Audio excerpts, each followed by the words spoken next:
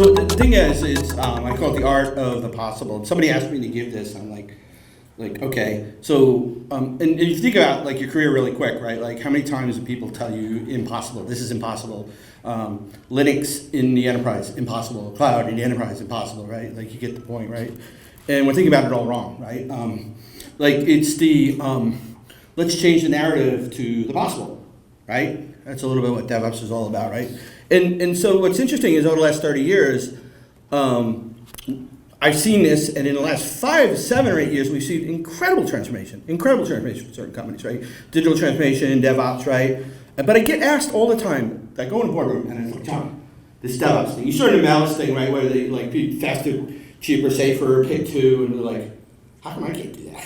How come everybody else is doing it, and why can't I do it, right? And I get that there's this moment where like you're staring at a senior VP or a C-level person, and you see that crying face in front of them, and they want to really understand why they can't be like who they think everybody else is. By the way, everybody else sucks too, and you're sitting there going, I would really like to tell him the truth right now, but I know he's not gonna like it. So then I gotta like water it down and give them the version, and then I thought, like someday I'm gonna give the truth version. The one where like it's going to be horribly hard, and I actually worked this one out a little bit too. But so it kind of starts with like so in 2010, David Edwards and I created this acronym called CAMS. It was accidental. Literally, it was the first DevOpsDays in the U.S. And the first one there was 40 people in Ghent. I was the only American there, 40 people, right? 8 months later, there's 300 people, and we're like, holy shit, this is crazy. And so we did this podcast, we were like trying to explain it to ourselves. Not only interview people, and like this one was like how do we explain this? And we actually accidentally created this acronym, and culture, automation, management, sharing, it's been used a fair amount. But I highlighted culture because like that's the really hard one. No one else said this, right? Like the tools are easy. You hear this all the time. They really are easy. I don't give a shit whether it's Docker or it's Cassandra or it's serverless or it's there's a book.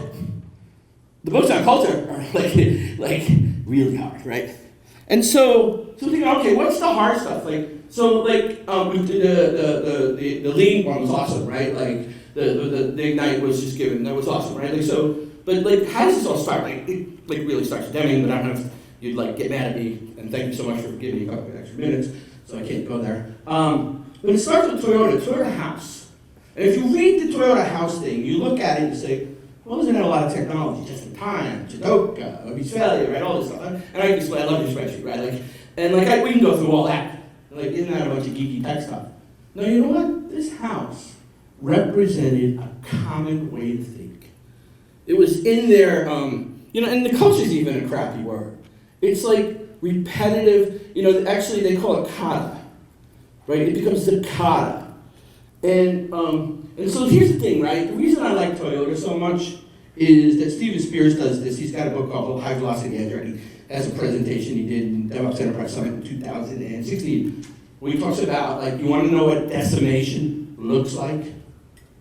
Go look at what Toyota did from about 1978 to about 2004. I mean, make no mistake, that was decimation. Crushing, blowing. When they decided to do a luxury car, everybody in America laughed at them. They didn't even introduce it in Japan. They were so arrogant about how good they were. They introduced it here, the Lexus. Everyone read Toyota, the Toyota supply chain, and want to see the comedy of the comparison between the Prius and the Volt? Like decimation. So why did they decimate the industry? Because they didn't think about ROI. They didn't think about headcount. I can go the list go on and on and on about things they didn't think about. What they thought about was we had a common language. I've been visiting GE Digital, right? And they use Eric Ries's Lean Startup language all over. And whether you hate Eric Ries or love him, everybody speaks the same language. So at Toyota, everybody understood the house. It was highest quality, lowest cost, and shortest lead time. That simple. And today, we can look at it, that's, DevOps shift left, it's cloud and open source, it's continuous delivery. But everybody was on the same narrative, right? And what the thing was, and we look at our supply chain, right? Like the supply chain is that kind of the brilliant manifestation of, how do we get speed and resilience, right? We create crates, bop, bop, gate, go back, start over, bop, bop, bop, gate, start over. Google does 150 million automated tests per day. 150, I have to repeat that, I'm taking 30 more seconds. 150 million automated tests a day. Like, do you want to know what anti-fragility looks like? But here's the thing. We were having a great conversation right during lunch about it starts with the true north. Like, this is the hardest thing. The thing I want to tell an executive is, call me back when you figured out your true north. Because let's not even have a conversation. And I can only name 4 companies that have true north.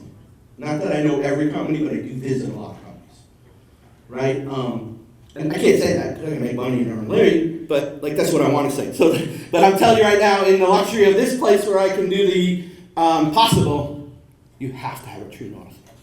Right? And and what Toyota's true north was single piece flow. Read Mike Rother's Toyota Kata. You completely understand how they basically built the house around one concept.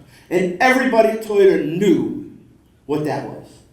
Right? And it had drum buffer rope comes from GoRat, Phoenix Project comes from GoRat, right? It's theory of constraints, it's flow, Kanban, pull system. So I got a friend who works at SpaceX.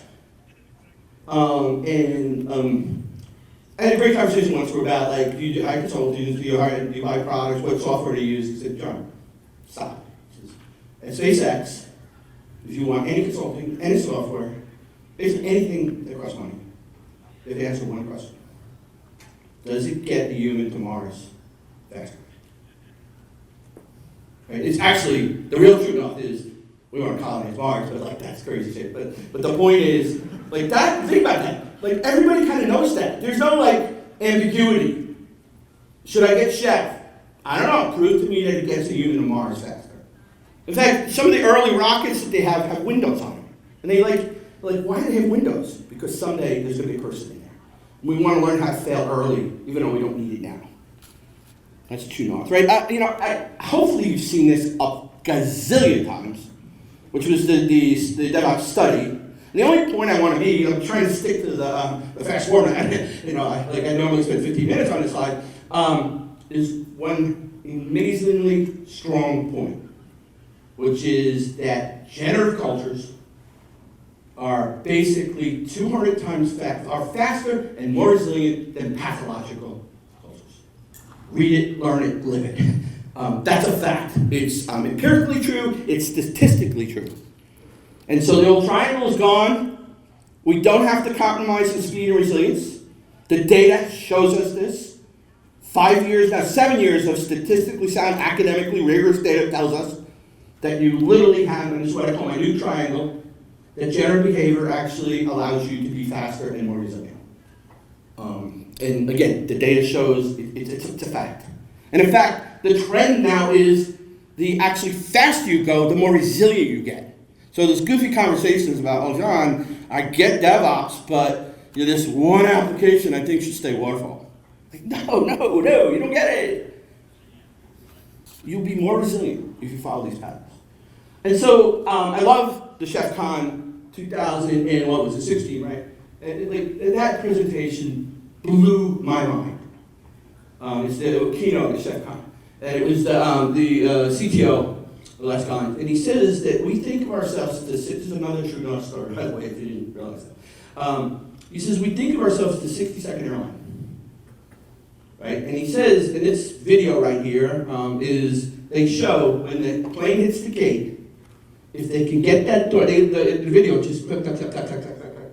They show the gate coming to it, and they said that everybody knows that if they can get that door open in 60 seconds, in the annual aggregate, that allows them to buy 2 more 737s.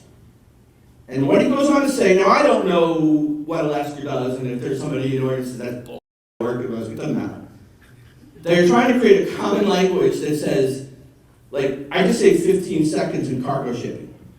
Okay, that's half of a 737. Imagine that. What do you do? what do you do right now? And what is the true north, and how did you do anything this afternoon? I'm picking on you, but did you do anything to get you to Mars faster? I'm going to stop you in the hall. I'm going to ask you. Embrace failure. We've heard this over and over and over. Like, Toyota got this so early. It's like amazing. All the stuff that we talk about today is like over and over and over in Toyota and Lean and Deming and, stop the line, break the bill. Accommodation, which is really, you can drive it to blamelessness. Like, depending, we can debate the real meaning of it, but it's, in a sense, it's human. It's the human element of automation. And there was a great presentation earlier that you can't just automate everything. There has to be a balance of humans. Again, Toyota got this. And then Pokio, right? Like Chaos Monkey. Let's break it. Not just okay to deal with it, break it. Let's inject failure into it to break it. And then I had to throw this one in because I had the luxury of adding some time. This is more of a true north. So the gentleman was talking about machine learning and and all this. I saw Bernard Walgo speak one time on the history of Amazon. And near the end, somebody asked, what monitoring tool do you guys use? What do you metric? He says, we monitor freaking everything. We got a gazillion metrics. He says, but you know what? There's only one metric that we care about. And order rate. And then heuristics that tell them upper and lower control limits, actually statistical control. I mean, we know, on Black Friday or whatever Monday, we know exactly where order rate should be. And if it's higher than this and lower than this, I don't care what this thing is, I don't care what CPU is, I don't give a shit. What I care is order rate where we need it to be because we've been doing 10 years of this or 20 years of this and we know exactly where it should be. I went to Disney. They have a wall of all of their properties and I'm a big Disney geek, and I go every year. I know every property because they got all the walls of all the places that you'll check in and it's basically the same thing. It's red, yellow, green. And if there's like zero check-ins from 9 a.m. to 10 a.m. at one of the properties, it's yelling red. So, we talk about the handbook, right? There's this Hajoka, which is really this concept of balance, flexibility, and stability, predictability. I will read the book, the 3 ways there are. And this I was flattered. I gave a presentation a week ago at DevOpsDays, Dallas, and they had a graphic artist, and she actually, somebody giving my presentation is the greatest form of flattery. She just changed her LinkedIn profile picture to this. So she was drawing pictures for everybody the whole week, right? I'm bragging about myself, but that's her LinkedIn profile. Out of all the people, I love it. Then she gave permission to reuse it. There's some things wrong in it, but it doesn't matter. She wasn't even tech, right? She called can band number 4 and board 5, right? But hey, come on, give her a break. And then, to kind of roll it all up. You know what? What I didn't do, I want to do this real quick. I wanted to talk about, this is a true north of Facebook, right? It's more about monitoring. So I told you the verticals. So I saw this amazing presentation by Peter Lapov, who basically head of networking there. And what's interesting there is for all the network telemetry, there's only one metric that they care about. And it's packet loss. So they have this massive monitoring that triangulates local, global, and they literally triangulate packet loss. And they can tell everything they need to know about what's going on based on packet loss. Imagine, how else could you do it in Facebook? Right? And then, just to finish up, the kind of Kaizen idea is, this idea of value stream mapping. It's kind of a cycle. It's a cycle of understanding your base capabilities, key outcomes, kind of graphic storytelling. I call it kind of black pen, red pen, blue pen. Blue pen's a countermeasure. Countermeasures create stories. Stories actually return back into, so it's a virtuous cycle. I love this quote here. The Bruce Lee, this is Kata, right? Bruce Lee. I fear not the man who has practiced 10,000 kicks once, but I fear the man who has practiced one kick 10,000 times, right? And then okay, now here's the part where if you do this stuff in the first 4 chapters of this book, and you tell your boss you want to do it, 90% are going to get fired. But read it. Because it's like, it's right. It's like, this is stuff I want to tell you. I want to tell you that you have to increase headcount, not decrease headcount. Amazon's hiring like 70,000 people a year. If you want to run Kafka as your like core competence, like go hire a committer and like pay them whatever they want. And tell HR to go jump and like, oh, but they live in Minnesota and they're in this band. Sorry. Okay, this is the alternative product. Pay Oracle $8 bazillion for the alternative product, or pay this committer $300,000 a year. I mean, if you guys don't know what Google and Microsoft, the war for talent right now, is they're both doubling salaries. Oh, you work at Google, you want to come to Microsoft? We'll double your salary. Like, and so if you compete with somebody, you know, like, and your HR is telling you, hey, you know, our salary cap there is 170, and like, yeah, we want to run Kafka. Sorry. Error budgeting, you know, headcount, psychological safety. If you haven't read the kind of Google report, 5 years of research, I'm done almost in a second. Never let me do a 5-minute thing. You know this now, right? We're done, never. I owe him 4 hugs. Here's the thing. I love this. This is why I can't let me on stage. Google wanted to answer one question. Has anybody read this report that they did? One question. I did one question. How do you make great teams? They brought anthropologists in, they brought, I mean, everybody. Any realm they could get. Probably the greatest research ever done on work-related stuff. And you know what the conclusion was? 2 words. Psychological safety. So I so heart the diversity. Where are you? Please, are you in the room? No. That was, I heart. So awesome. Right? We got psychological safe environments. Like that's how you win. The most junior person, no matter where they're from, whether they're fat and they're old, or they're young and they're skinny, whatever, they can raise their hand in a meeting, and they don't have some other guy say, why is he asking this question? He's only been here 6 months. No, you can't have that. If you want my slides, I'm still the Gene Kimtrick. Send an email to sjtech@sendyourslides.com, subject DevOps. My presentations and stuff about what we're doing, and the first 100 pages of the DevOps handbook if you actually are the 76th person in line. Thank you so much.